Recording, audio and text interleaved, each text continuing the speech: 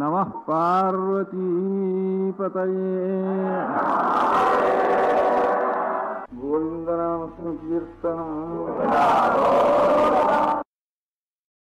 Ekanto Matulo Yasya Janani Sarvamangala Janaka Shankaro Devaha Tam Vande Kunjarananam Shyamavalli Samalidham Virinchi Purabhaswaram Margabandhavahvayam Tejaha Tanotu Vimalam Dhiyam Shrimad Kshiratharangini Tatagate Punye Virinche Pure Nityam Sannihitam Kila Kalayitum Kshirabhishekadaram Shri Garutmatavallika Sahacharam Marge Sahayam Nrinam Shri Maddikshita Vamshadaivatavaram Sancintaye Shankaram Idam Charangam Tyajatami Hangam Navidyate Gayadivastu Changam Parnaurathangam Shayane Bhujangam Yane Vihangam Charane Chagangam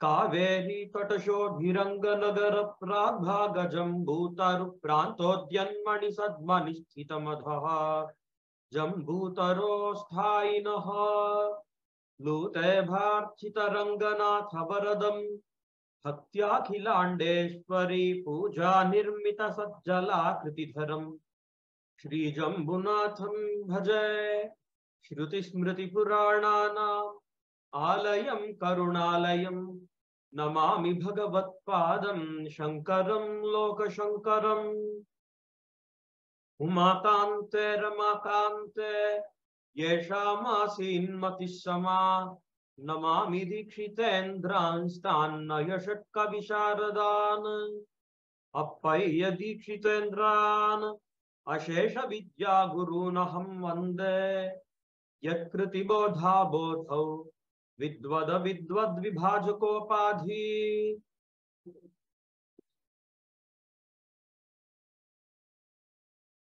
Namaskaram.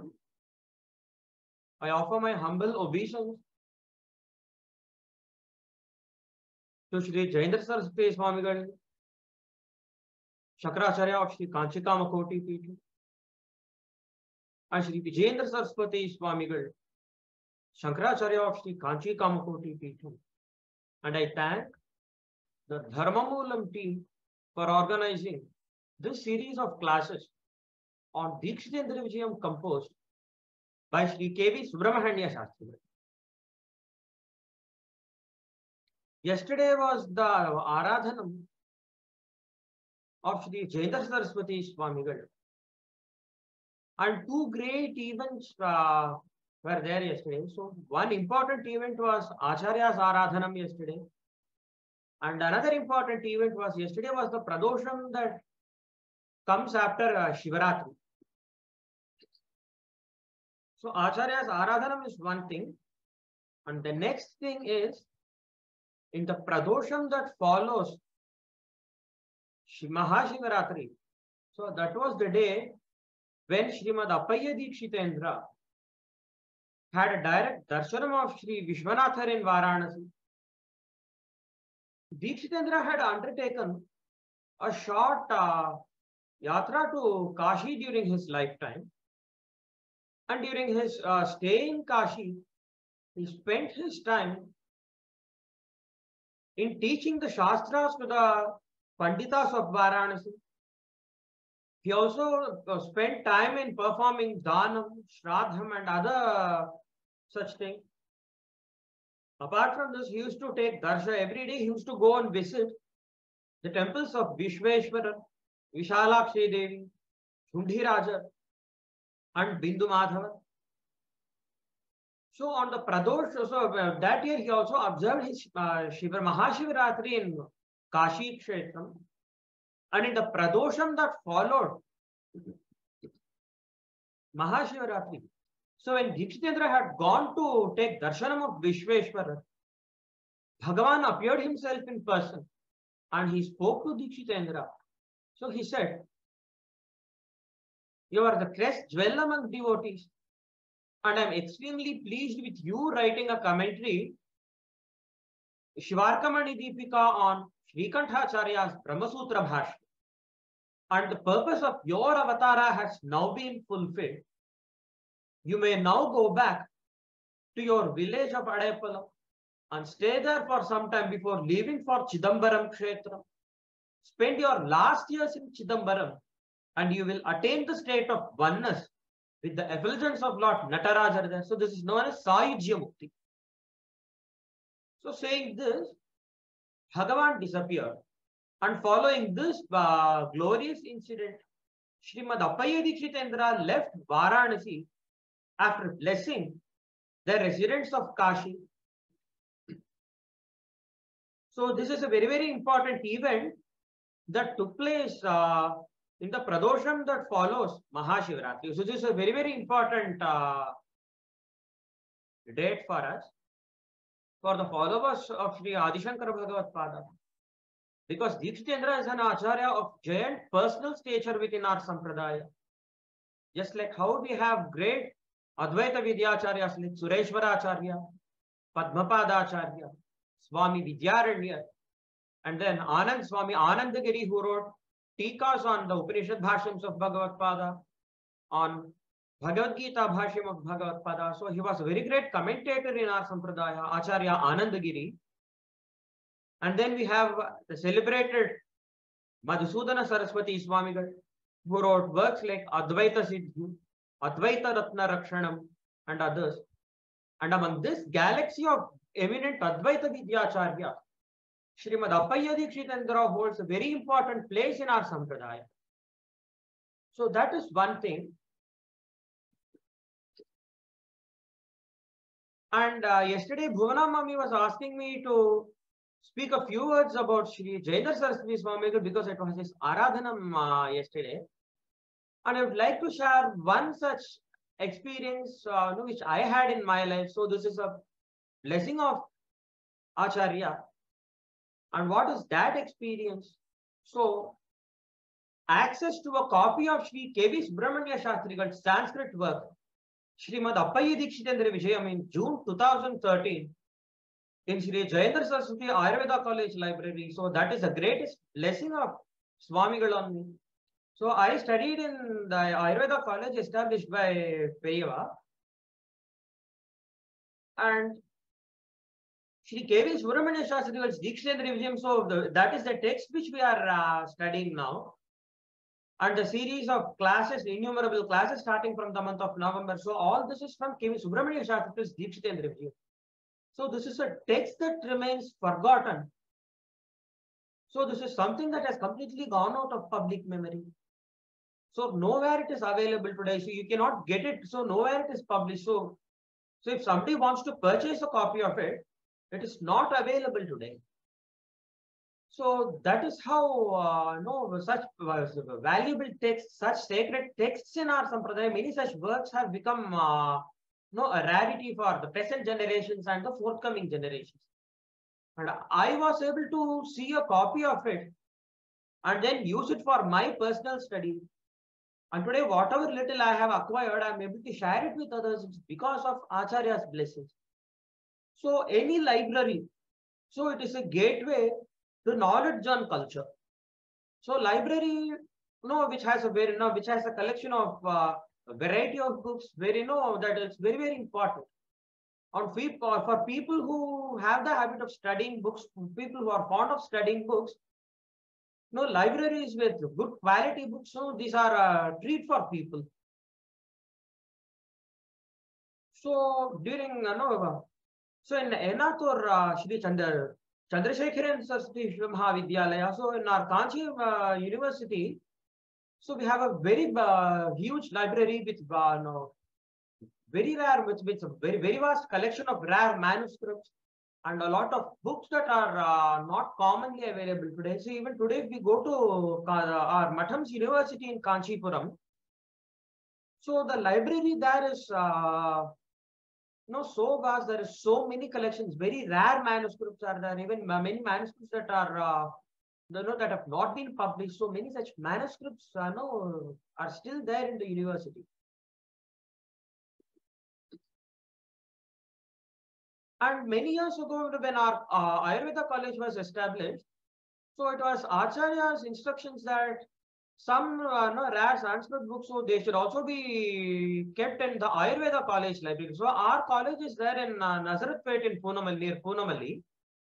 So apart from the university that is there in Ennathur, so our Ayurveda college is a shakha of the Kanchi University. So it is affiliated to the Kanchi University, and it was Acharya's directions that some rare Sanskrit books should be kept in the library of the Ayurveda college. So this is how it remains. And we Ayurveda students, so generally, people used to, so we used to study our Ayurvedic books, so Charaka Samhita, Sushrita Samhita with Sanskrit commentaries. We used to study modern books. So in every subject, right from the first profession to the final profession, so we have both Ayurveda and modern part of it. So when it comes to anatomy, we have the Ayurvedic anatomy, then we have modern anatomy. So for modern anatomy, we'll have to study and refer modern books on modern anatomy. We have Ayurvedic physiology and modern physiology.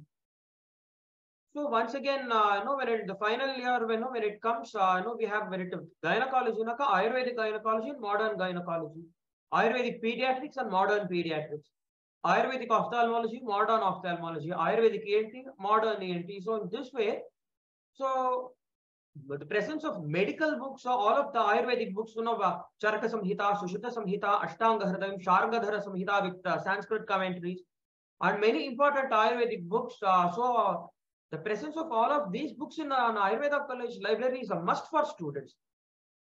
So apart from this, there used to be many comic books and all that for students who wish to study. And apart from this, I've seen some 7 to 8 bureaus, huge bureaus, which used to have very old Sanskrit books which nobody used to study.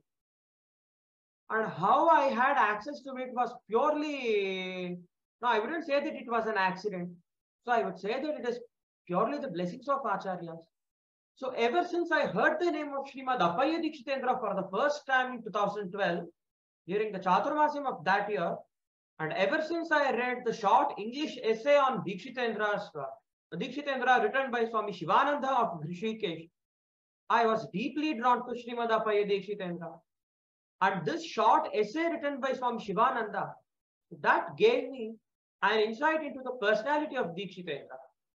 And this essay inspired me to search for a more detailed biography of Dikshitendra written in Sanskrit by the Brahmanas and Sannyasis of the past.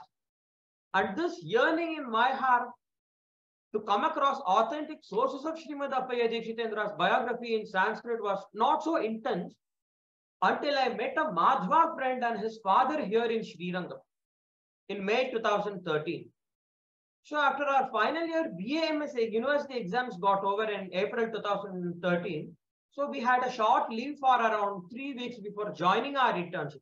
So we have 4.5 years of study plus 1 year of internship. So BA-MS is a 5.5 years course. So 4.5 years we used to study, and then 1 year we have internship.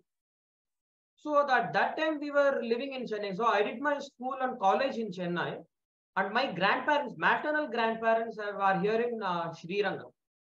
So right from childhood we used to come here to Srirangam for our holidays. From Coimbatore we used to come here. From Chennai we used to come here when we were living in Coimbatore. So when we were living in Chennai, we used to come to Srirangam to grandparents' house for holidays. So that time I had come to my grandparents' house for a few days, and I happened to meet my Madhva friend and his father. So I had gone to his house and we were talking casually. And this Madhva friend and his father, they told me casually that even your Appayya Dikshitar embraced our Madhva Sampradaya during his last days. He was a close friend of our Vijayendra Tirtha Swamigal, and he was defeated by our Swamigal in every debate that took place between them. And finally, your Dikshitar accepted our Acharya Siddhantam as supreme. He took Taptamudra from our Acharya, Vijayendra, and finally left his mortal coil in the presence of Vijayendra Tirtha Swamigal. And Vijayendra Tirtha Swamigal was the Paramaguru of Raghavendra Tirtha of the Madhva Sampradaya. So they were telling this to me deliberately to hurt me for my Sampradayam, for being a Smarta, for being a faithful follower of Sri Adi Shankaracharya.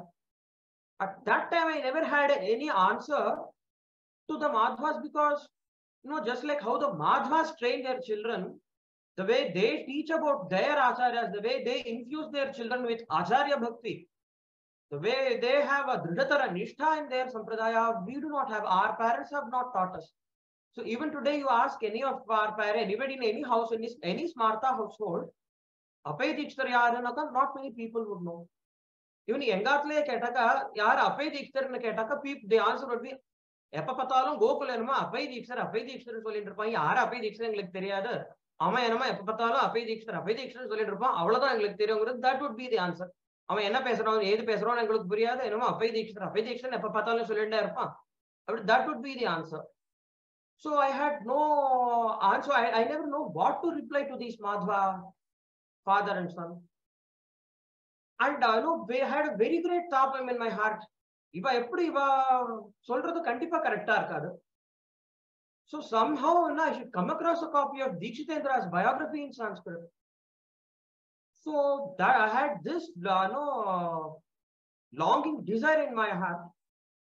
And our holidays was over. And we had our internship started. So until for 4.5 years, now I told you that we have 7 to 8 bureaus in our library, which nobody would ever touch. No student, I have not seen any of my seniors touching those bureaus.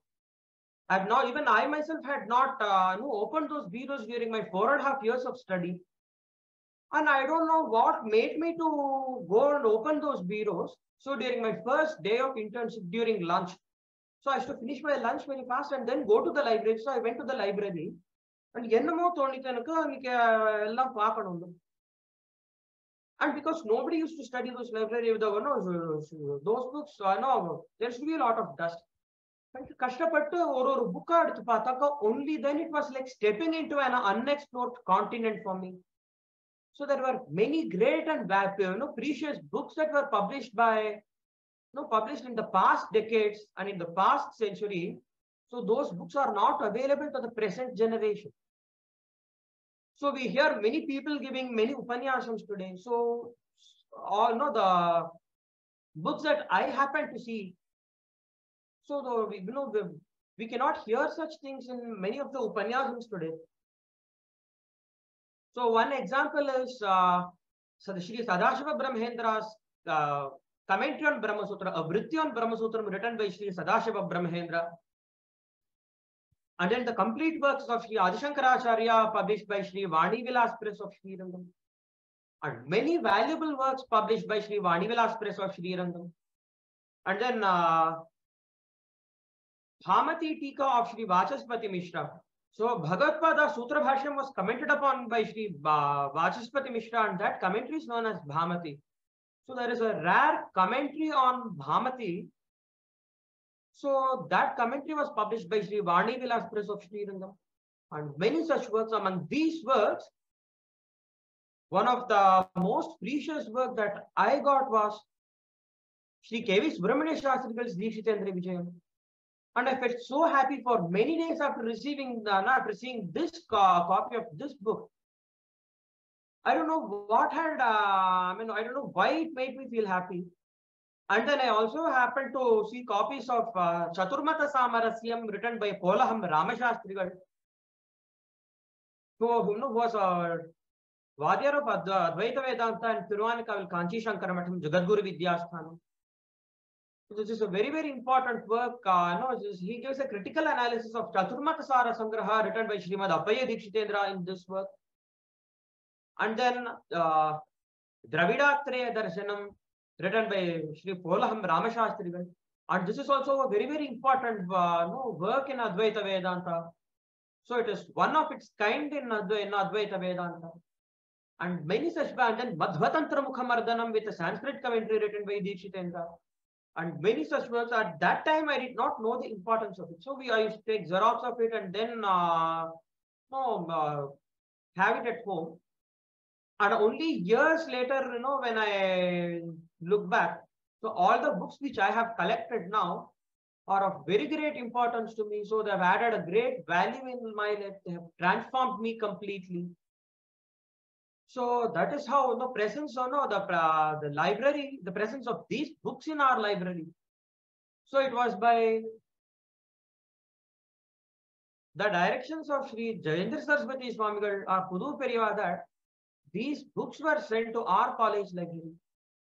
And today when I look back at it, it appears as if Acharya had sent these books only for my sake. So nobody in our college used to even touch those books. And there used to be, we used to have works like Shastra Siddhanta Lesha Sangraham, then Nyaya of Dikshitendra, Nyaya Rakshamani of Dikshitendra. So these are books no Ayurvedic students would even touch. So no, an Ayurvedic student has nothing to do with these. So nobody would ever touch these books. But the presence of these books in our college library, so I feel that it is a great blessing on me. And I will be grateful for it all throughout my lifetime. And this is the greatest blessings of Pudu Periva on me. To get introduced to the name of an Acharya of giant personal stature in Shankara Sampradaya like Srimad Appayya Dikshitendra and develop an interest in knowing about Dikshitendra's life and studying the works of Dikshitendra. So this is the greatest blessings from the Kanchi Acharya on me. To study the works of Sri Adishankara Bhagavatpada or Srimad Appayya Dikshitendra is to enter into a rich world of Siddhanta to feed the mind. It is a heart-searching analysis to probe the conscience. It is Bhagavat Kripa to transform our hearts and a wise counsel to direct the life. And this has been the life-changing grace of Kanchi Acharyas on me. So this is my experience. So this is how I have been blessed by Kanchi Acharya. And no, with this I would like to, so this is my experience of it. So as usual, we will continue with our Dikshitendra Vijayam class. So we finished, so we have entered into Tarangam 3, and in Tarangam 3, topic 1, Jyotishtoma Yajnam performed by Dikshitendra was over. That topic, Jyotishtomam, is over. And after Jyotishtomam, the next Yajnam is Vajpayam. So in Vajpayam, so while describing Vajpayam, K.V. Subramanya Shastrigal says, Athaikada Shri Kanchyam Vajpayena Mahakratuna Appayam Kishu Yajneshwaram Yajatsu Sutya hai Samgyapana Kale Kusharashana Anugulena Sannadhan Saptadesha Prajapatyan Yajnapashun Ritvijaha Mantrabhijaptaihi Tirthaihi Praukshan. So, the Srimad Appayya Dikshitendra performed a Vajpayya Yajnam, a Mahayajnam named Mahakratu. The word Kratu means Yajnam. All of these are synonymous. Yagam, Yajnam, Kratu, Makha. All of these are synonymous words in Sanskrit. So, when Dikshitendra performed a Mahakratu named Vajpayam, and by performing this Vajpayya Yajnam, he worshipped Yajneshwara. So during Sutya hai Samgyapana Kale, so in every yagam, so there is something known as Dikshani Yeshti. So it is during Dikshani Yeshti, the Brahmana who acts as Yashta, who is the Yashta in a yagam, who performs the yagam, so he gets initiated into the yagam. And there are a series of procedures, and the final day of the yagam, so that is known as Sutya. So that is most important day of the yagam. And there is a procedure known as Samgyapanam. So in Samgyapanam, so the animals, so only goats are taken. So the goats, with using mantras that have been enjoined in the Shrautam, the Brahmanas would sprinkle Tirtham upon the Pashus, the goats. And then they would recite certain mantras that have been enjoined in the Shrauta Sutras. And in this way, they used to tie kusha around the necks of the goats and then take away the practice. We don't call it as slaughter, which it's a very sinful thing to call it as a slaughter, and we don't use terms like Pashu Bali. So it is known as Samgyapanam. So this is a very, very sacred thing. And this is a very, very important process. And once Samgyapanam is performed, So the animals that have been, the animals whose life have been taken using Veda mantras. So the specific incisions would be given on their costa, and the vapa of those animals would be extracted. So vapa is a fluid, a fatty fluid that is there in the GIT of all animals as well as in human beings. So the vapa is extracted and vapa homam is performed, and this vapa is given as ahuti to Agni Devata. This is a very, very sacred thing. And then Saptadasham, so 17 goats were there, and Prajapatyan, so goats that, so Prajapatihi Devata yasya saha Prajapatyaha. So these such animals, so there are certain mantras that are used, and using these mantras, the process of Samjnapanam is done. And according to the Smartas and the followers of Sri Adi Shankara Bhagavatpada and Ramanujacharya, so for according as per the Smartas and Sri Vaishnavas, the process of the Pashubandham, this process is known as Pashubandha. So the Pashubandha can be done, and we give it as Pratyaksha Pashu. Direct animals are given as Ahuti to Agni Devata. But according to the Madhvas, they don't give Pratyaksha Pashu at all. They only give Pishta Pashu. Pishta Pashu Pinaka. So they make a dough, they make a duff out of Masham Ulundu Mav. So they used to mix it in the form of like how chapati mav is prepared. So in the same way, they used to make chapati mav madri Ulundu Mav passenger chupa. And Ulundu Mav passenger chupa, what they do is they make it into the shape of a goat, and then they offer that, they give incision to that Pishta Pashu. The word Pishta means Mav. And then they take the vapa of that Pishta Pashu and give it as Ahuti. So according to the Madhvas, this is Yugantara Dharma and not Yuga Dharma. Yuga Dharma is something that is enjoined as Dharma in the present Yuga in which we are living in. The word Yugantara means some other Yuga is Yugantara. Yugantara Dharma is something that was Dharma in the former Yugas. So some examples are even in Daivatin Quran, Mahapariva says this. So in the former Yugas, in Shraddham, so offering Ajamamsam to the Pitras was mandatory. But in Kali Yuga, we are not supposed to offer. So even we perform Shraddham at home. So has any of us seen our elders giving Ajamamsam for Pitrukal? No, nobody does, because in Kali Yuga it is banned. So that is Yugantara Dharma and not Yuga Dharma. Offering Ajamamsam for the Pitras in Shraddham, that is a Yugantara Dharma and not Yuga Dharma. So in the same way, the birth of Vichitravirya, Chitrangada and Vidura through Vyasacharya. So I mean, the birth of Dhritarashtra, Pandu and Vidura. So through Vyasacharya. So that was considered as a dharma. So when a husband dies without having any children, so the wife can beget children through her husband's brothers, and they will be considered as the children, the legal children of the woman and her husband.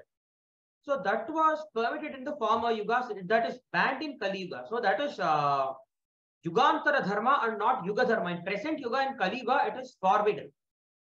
So in the same way, it is the argument of the Madhvas that in Kali Yuga, Pratyaksha Pashu, offering Pratyaksha Pashu to Yagneshwara is banned by Maharshis. So offering Pratyaksha Pashu is a Yugantara Dharma and not a Yuga Dharma. According to us, the followers of Sri Adi Shankara Bhagavatpada and Sri Ramanujacharya, and even all the sampradayas that existed in the former century. So we had when Kumarila Bhattapada was there, so as we know, the followers of Purva Mimamsa, so even when they used to perform yagam, so it was Pratyaksha Pashu which all of them had been giving all over India, from Rameshwaram to the Himalayas, Ase to Himachalam. It was only Pratyaksha Pashu that was being given. So Pishta Pashu is something which we do not give. And giving Pishta Pashu, especially Musuri Dikshitara and all his disciples, so they would say that giving Pishta Pashu is a very, very sinful thing. So Pishta Pashu and Ketala, they will get disturbed. They will not accept Musuri Dikshitara, Musuri Yajñappa, Thiruvayar Dikshitara. So all of them, Pishta Pashu and the Vartha Ketala, they would be disturbed.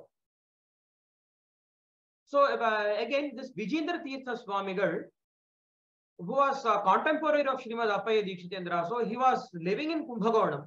So he was a contemporary of Dikshitendra, and he has written many works rebuting the works of R. Dikshitendra. And there is a book written by him named Pishta Pashu Mimamsa.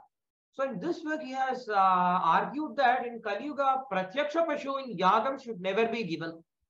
So it is only Pishta Pashu that has to be given. And so that is why the book has been named as Pishta Pashu Mimamsa.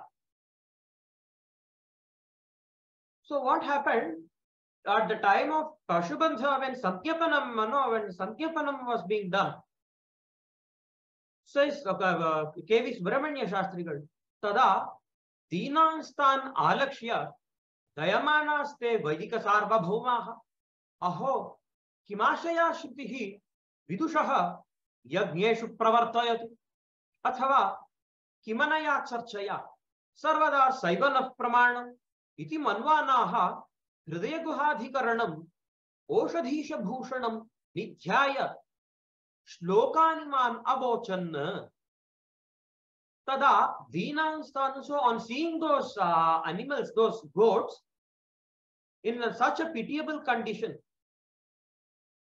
so Dikshitendra was overcome by compassion. So he felt very sorry for them for undergoing the pain during Samkhyapanam. That Vaidika Sarvabhauma, so that crest dwell among Vaidikas. So he spoke to him, so he was thinking within his own mind, Aho, Kimashaya Shrutihi. So what is the intent of Vedamata? Shrutihi means Vedamata. So why is the Vedamata making the Panditas engage? Why is she engaging the Panditas in the Yagas? So it appears to be Himsa. So why is Vedamata making us perform a Himsa? So Athava Kimanaya Charchaya. So what? So there is no, what is the use of this discussion and thought? Sarvada Saivana Pramanam. At all times it is the Veda that is the ultimate Pramanam for us. The ultimate authority for us is the Veda alone. So that he was thinking of this. So in Purva Mimamsa it is stated that so a Himsa that is done in Shrautam. So when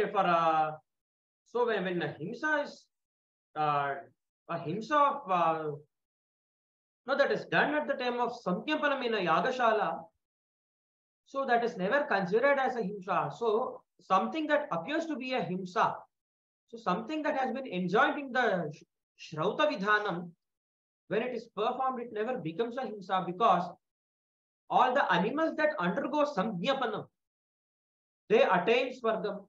So Swarga Prapti is something all of these animals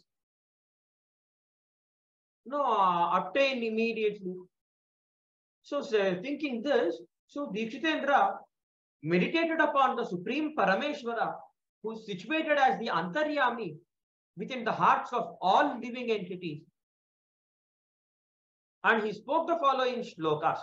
Ya brahmano nishvasitai yaduktihi satyanishay yad japato vimuktihi saiva pramanam nanunadishanam Shrute namaste bhavati gatirnaha ya shrutihi brahmanaha nishvasitam. So that shruti, which is the expiration of Lord Brahmadeva. So yaduktihi satyanisham. So always the sayings of the shruti is always true. And anybody who chants the shruti attains mukti. Yat japataha vimuktihi yasyaha japataha vimuktihi bhavati. So And then Saiva Pramanam Nanu Madrishanam. So for people like me, she is the ultimate authority, she is the ultimate Pramana.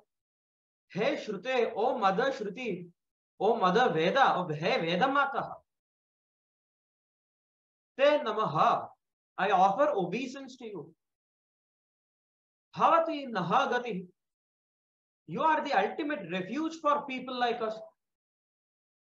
And then Vihitam Viparitam Ekatasyat Tadapi Syat Kuhachitcha Sadhu Karma Gahanam Gatimasya Karpanopi Shruti Nacha Vidmahe Mahesha. And saying a few shlokas like this. So Dikshitendra he spoke a few shlokas. And then he offered a Chakshushi Diksha to the animals that were undergoing Samkhyapanam. So after giving Chakshushi Diksha to the animals that underwent Samkhyapanam, so the required mantras were chanted and all the procedures were performed.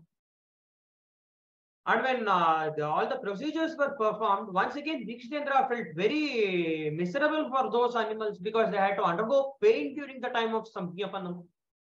And when the Vapahomam was performed, was over, and when the Ahuti was given to Agni Devata, so all the 17 animals that underwent Samkhyapanam during the Yagam, so they attained a Divya Shariram. So a Shariram that is given for the residents of Svargaloka. So, when we study the ancient Puranams, especially the story of Nala Damayanti, so when the Devas appeared during the Swayamvara of Damayanti, so their bodies and the body of Nala, so there is a difference between the two. So they have no Unmesham and Nimisham, so their eyes do not blink. They have no sweat pores in their bodies. And Atalas Parshagatrani, so their food never rests on the bhumi. So these are the lakshanams of the physical bodies of the Devas.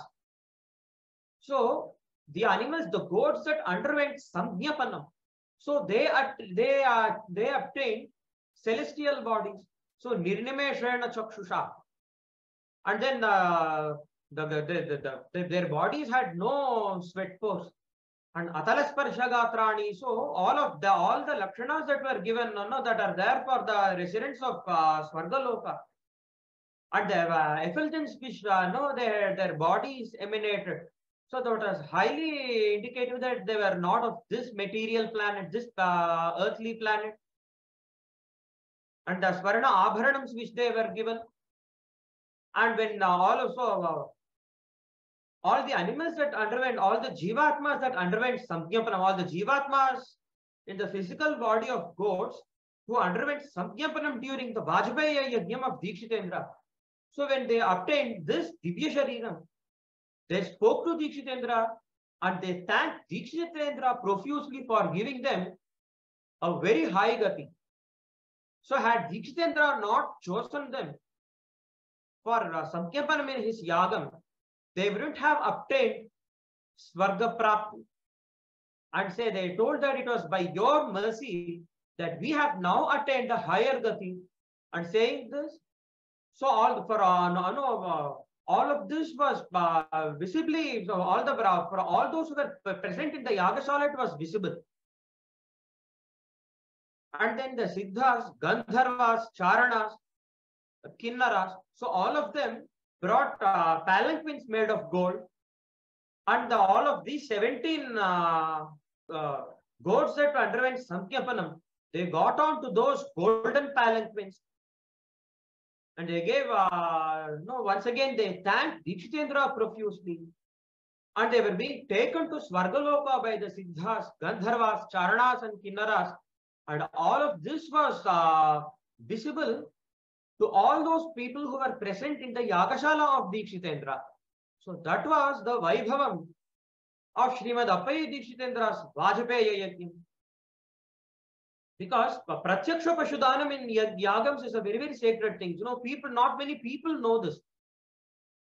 Even our own people, they do not have the awareness of it. No, many people think that சொல்லி தீட்சிதர் அவள்லாம் என்கிட்ட சொல்லியிருக்கா, நம்ம மனுஷனாலே என்ன சொல்லுவோம்னா, என்னது பாரு ஆட்டோக்கு போய் தூக்கின்னு போயிட்டு இருக்காரு இந்த மாமா, அக்னிஹோத்ரிங்கிறார், அக்னிஹோத்திரம் பண்றங்கிறாரு, இதெல்லாம் என்னத்துக்கு இவருக்கு அப்படின்னு சொல்லிட்டு they used to speak about அக்னிஹோத்ரிஸ். ஏன்னா அதை பத்தி அவேர்னஸ் இல்ல. So when Dikshitendra was performing the Vajpayya Yagam, so a group of Brahmanas, so they came, the Madhva Brahmanas, they came and raised akshepam to him saying, so Pratyaksha Pashu should never be given in Kali Yuga, what you are doing is completely wrong. So what all of your Acharyas have taught you, all of it, Shankara Bhagat Padalo, unga attan Acharyas solli kudukuradhu vandu இந்த யுகத்துல வந்து தர்மம் கிடையாது. So in response to that, Dikshitendra told that even in Kali Yuga it is permitted. The Rishi, the Vaidika Maharshis have not banned it for people in Kali Yuga. And the same thing Dikshitendra has explained very beautifully in his Kalpataru Parimala Vyakyanam. So in chapter 3, Padam 1, the 6th Adhikaranam is Anyadhishtita Adhikaranam. So in the shlokas under one sutra, so he read the Yoga, I think on the sutram nanikren. Anga in the commentary he gives shlokas there he explains the concept of Pratyaksha Pashu, the Danam in Yagams. Himsaiva Vaidhamapi Samkyapanam na himsyat ityatra ragakritata purusharthatava adau na himsana visheshanamat astyathapi nautsargika sprishati vaidhamayam nishedha. So he says 3 shlokas and he substantiates that Pratyaksha Pashudanam is never an adharma. So it is so offering Pratyaksha Pashu in Yagams. So it is one limb of, so it is only for, it is done only for the sake of achieving Purushartha. So he says that even in his Purva Mimamsa Nakshatramala, there is one chapter known as Hisidhatvarthavadaha. So in the first chapter is Masagnihotravadah, the second chapter is Hisidhatvarthavadaha, and then Gunagun Ekashaktivadaha, Gunagun Yanekashaktivadaha. So in this way the chapters go on in his Purvottara Mimamsa Vada Nakshatramala. So this is a very, very important text Dikshitendra has written in both Purva Mimamsa and Vedanta. So in Vedanta, in 2 schools of thought were Adi Shankara Acharya's school of Advaita Vedanta as well as Srikanta Acharya's Shivadvaita Vedanta. This is such a great work in Purva Mimamsa and 2 schools of Vedanta. So even there in detail, he explains very beautifully the meaning of Hisidhatu, so the himsana. So Kratvartha Pashusamgyapanam. So that he explains in great detail, very beautifully, in his Purvottara Mimamsa Vada Nakshatramala. So this is the Vaibhavam of Srimad Appayya Dikshitendra's Vajpayya. So with this we finish today's class of Dikshitendra Vijayam. And now we go on to Brahmatarkastava. Hara Namah Parvati Pataye, Hara Hara Mahadeva.